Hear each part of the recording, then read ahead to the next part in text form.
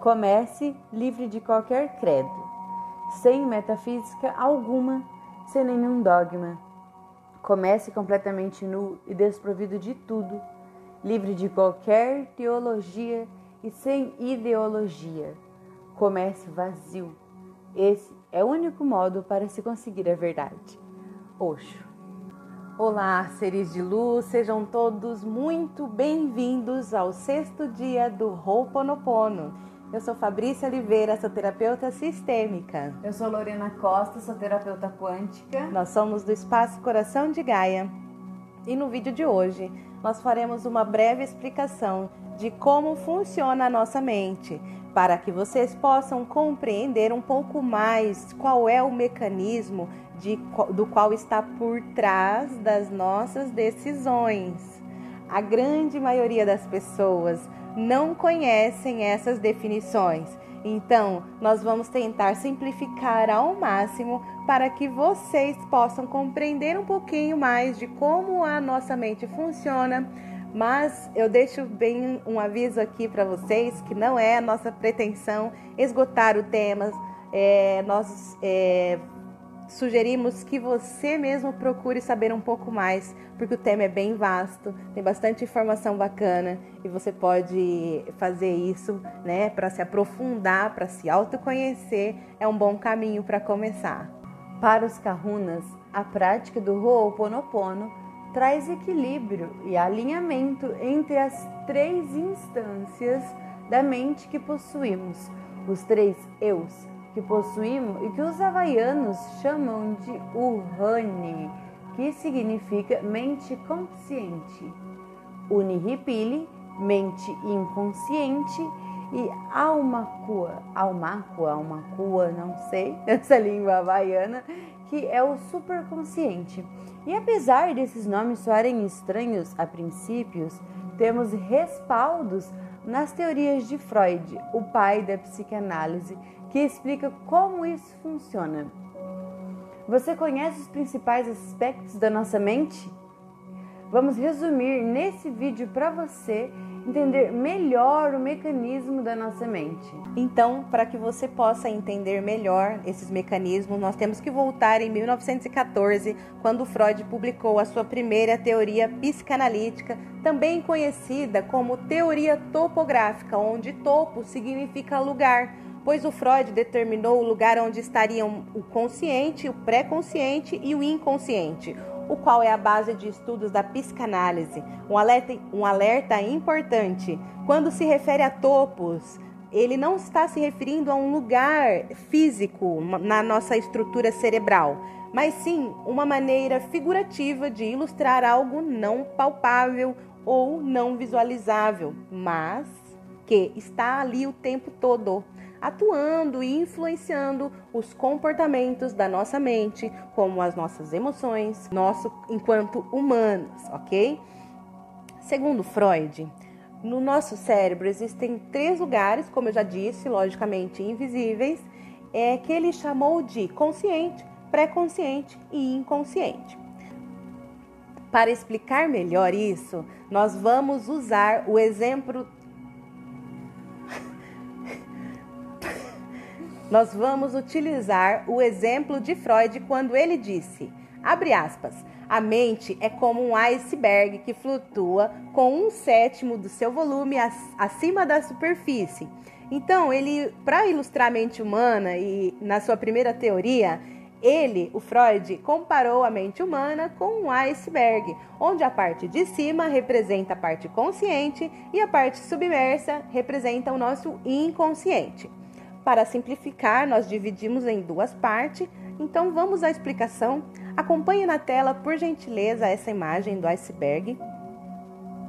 A imagem do iceberg tem a parte consciente da nossa mente, que corresponde ao topo do iceberg, né, acima do nível do mar, como você pode perceber aí na figura que está na sua tela.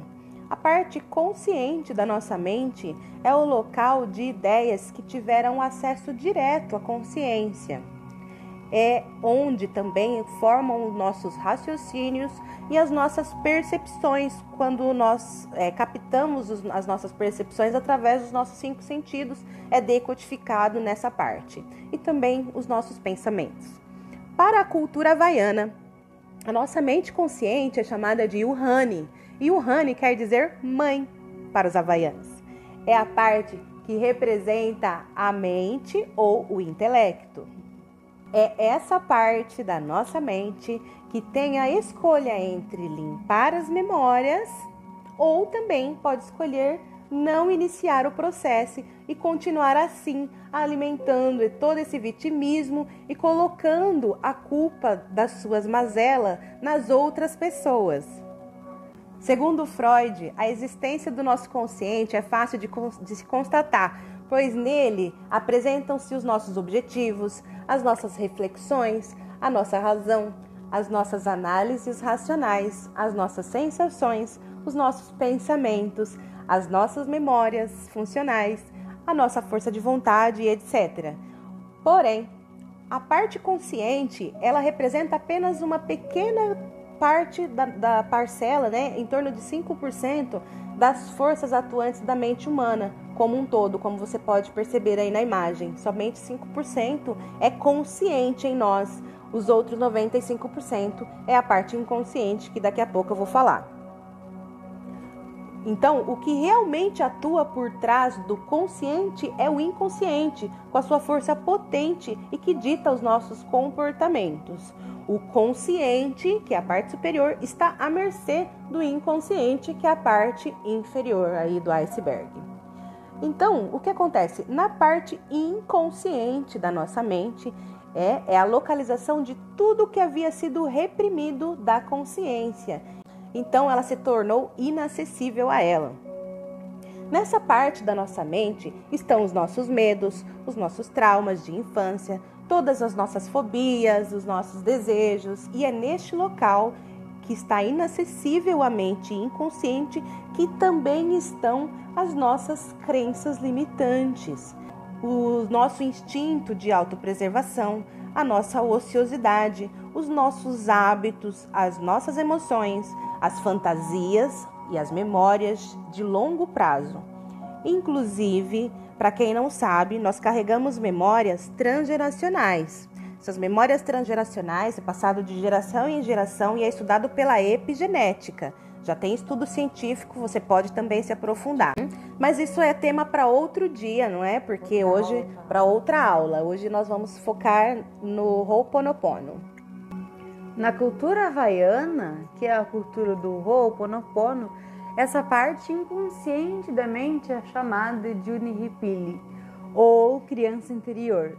E esse compartimento da nossa mente é a sede das emoções e das memórias. E é nesse local que estão também os traumas e informações adquiridos na primeira infância, através da convivência e educação que compartilhamos com nossos pais, com os nossos familiares, com os professores, com os amigos, religiões e pela mídia, por exemplo. Tudo que a gente adquire na infância, na primeira infância de informação, vira crença. Sim. Vira algo que fica ali comandando a sua mente. E é nesse nível, então, que ocorrem as funções básicas de funcionamento do nosso corpo. Também, no nível inconsciente, né? Sim, como a respiração e a digestão, que ocorre sem que fiquemos preocupados em darmos comando para que elas aconteçam. Ou seja, você não vai precisar pensar, agora eu vou respirar, agora eu vou digerir, agora eu vou fazer meu coração bater. E nesses comandos... Que pensar em tanta coisa e dar comando pro corpo ainda. Nossa, ainda bem que não é assim. E esses comandos ocorrem no nível inconsciente. E isso ocorre com alguns traumas também, que estão escondidos no nível inconsciente da nossa mente. Sabe aqueles momentos em que você fica nervoso e fala um monte de coisas das quais você se arrepende depois? Quem nunca passou por isso? E aquela sensação de eu acho que exagerei na dose. Você sabe como isso funciona na nossa mente? Porque muitas das vezes nós perdemos o controle emocional. E o porquê é importante ter esse controle emocional?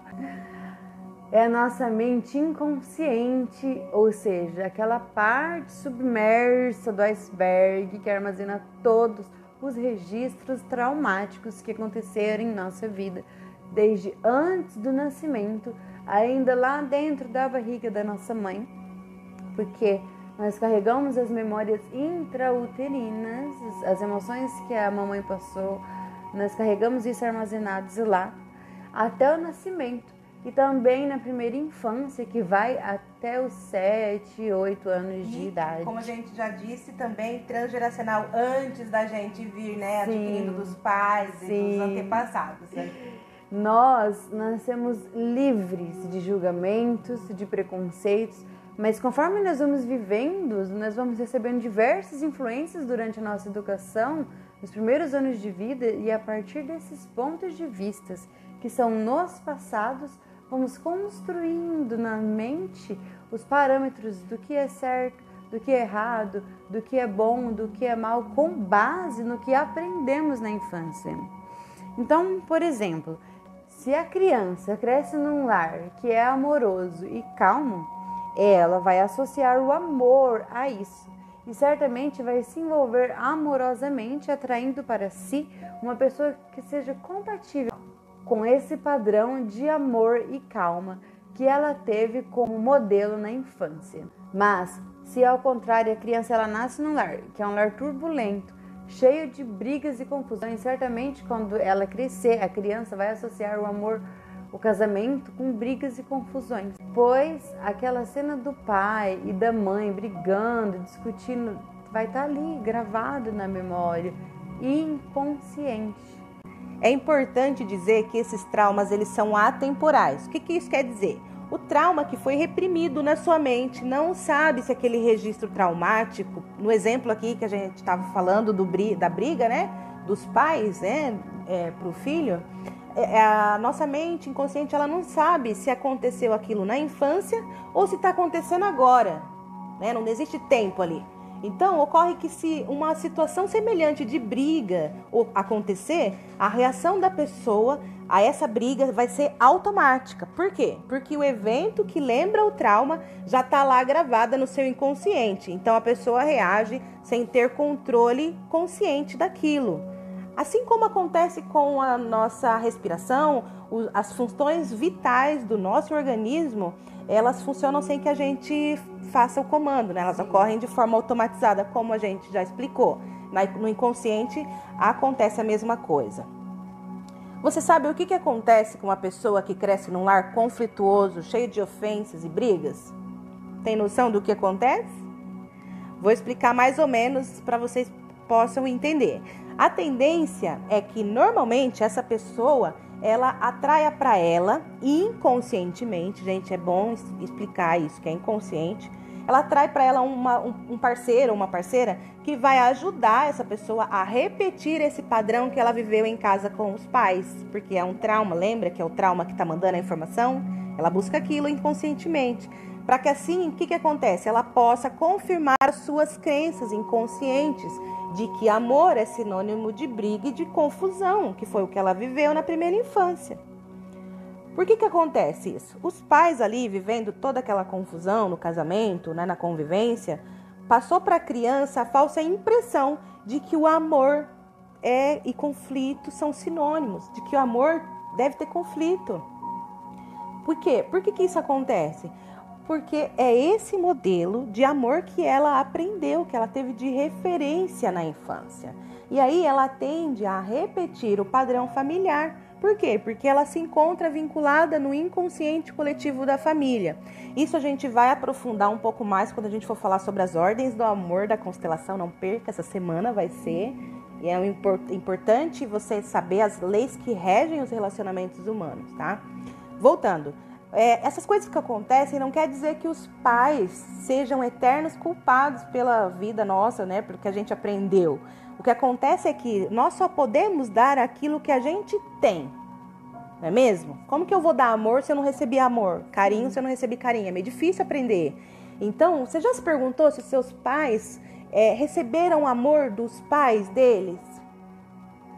Talvez, gente, para refletir, esse seja um padrão que se repete de geração em geração e que você nem se deu conta ainda disso. Esses eventos traumáticos que ocorrem na nossa vida estão alojados no nosso inconsciente. Então, mas só que o que acontece? Ele não fica alojado ali, mas ele fica tentando subir para a superfície o tempo todo. O tempo todo ele fica tentando acessar a mente consciente. Mas por que isso ocorre? Gente, é simples. A gente está falando isso desde o começo. O objetivo aqui é para que você tome consciência e para que você perceba em você se isso é realmente seu ou se isso faz parte de uma memória distorcida que está reverberando no seu inconsciente. E a partir dessa consciência que você tenha, você vai poder iniciar as limpezas, né, do inconsciente. A parte inconsciente da mente fica o tempo todo, gente, mandando informação. Isso vai se traduzindo aqui em situações. Ela se manifesta, né, se materializa na nossa realidade física em forma de pessoas, de situações que podem, essas pessoas, situações podem trazer eventos bons ou ruins, dependendo do conteúdo que você traz ali no seu inconsciente. Você externalizou aqui. Lembra que é 100% responsabilidade nossa? Então a gente emana e volta aquilo, né? Então o que acontece? Se a gente tiver pensamento e sentimento, principalmente sentimento, que é um campo vibracional muito forte, de prazer, de alegria, de paz, prosperidade, por exemplo, o que eu vou atrair? Atrair pessoas e situações semelhantes e condizentes com essa vibração de amor, alegria e paz. Então o que acontece? Eventos que nos levam a ter uma vida alegre e próspera, gente.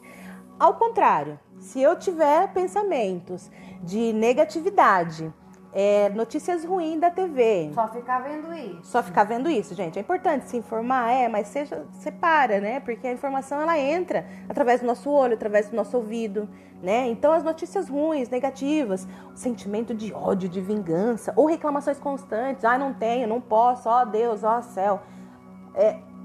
Geram sentimentos de escassez. E qual que é a consequência disso? Qual que é a consequência? Vai vir mais pessoas, situações e eventos compatíveis com esse nível de vibração, de emanação que você está fazendo. Então, você vai atrair pessoas estressantes para o seu dia a dia e vai ter uma vida cercada de desafios também, né?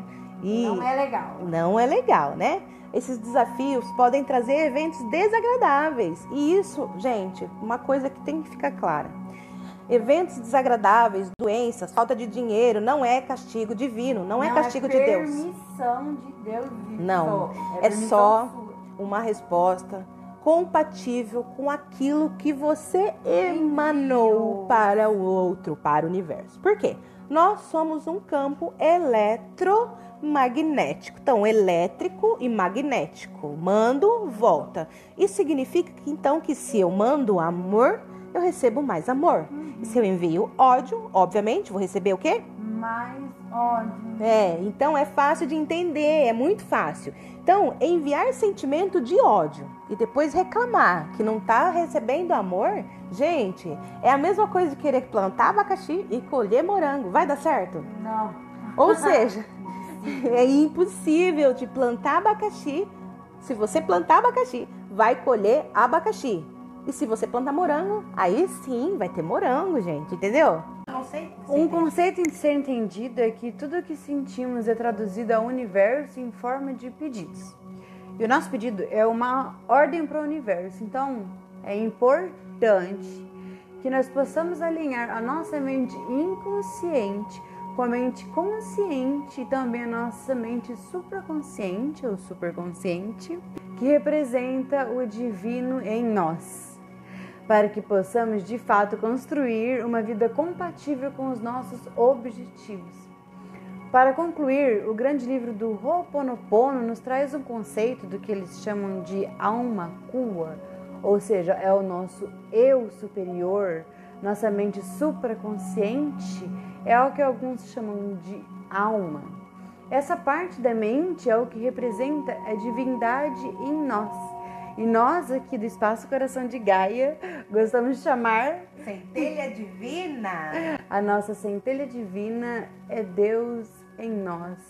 Exatamente isso, é a nossa centelha divina, a nossa a parte de luz.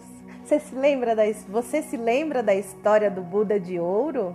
Então, aqui nós estamos falando sobre a nossa essência divina que está presente em toda a criação. Deus é o quê? Onipresente, onisciente, onipotente. Sim. Você pode chamar de Deus, de Alá, de Jeová, de Maomé, Está nos de animais, Buda. na natureza. Deus está nos No animais. ar, na cadeira em que você está sentado, no pelo do seu gato.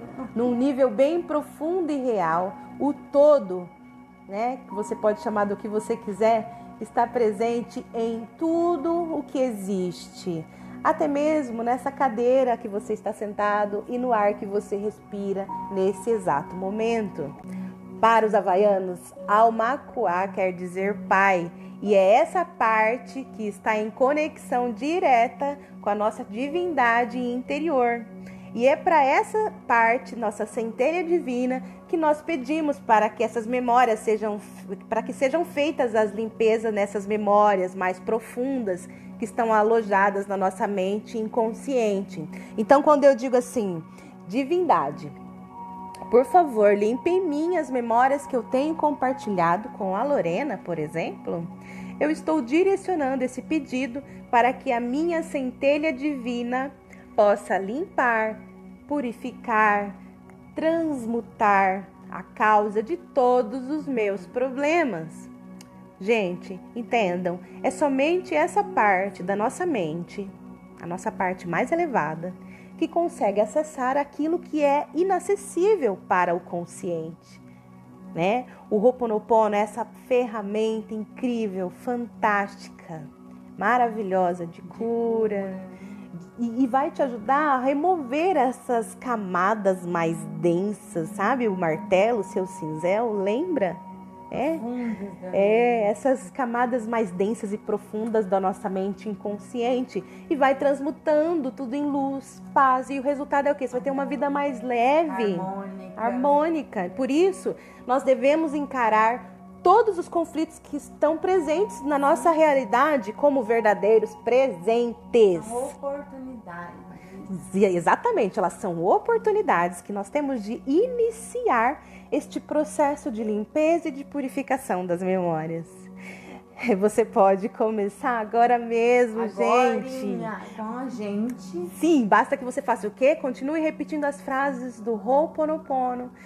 Sinto muito, me perdoe, obrigada, eu te amo. De novo, sinto muito, me perdoe, obrigada, eu te amo. E você pode realizar essa limpeza de memórias usando essas frases do Ho'oponopono. Anota na mão, gente. Você pode fazer no banho, enquanto vai à casa, enquanto toma o café, enquanto faz maquiagem, na academia, na fila do banco. Sim, ou até mesmo lá deitou, vai dormir. Ho'oponopono. Enfim, melhor hora. Qualquer lugar, onde, quando, do jeito que você quiser, faça isso, gente, por você, né? Como um gesto de amor, autocuidado e carinho consigo mesmo.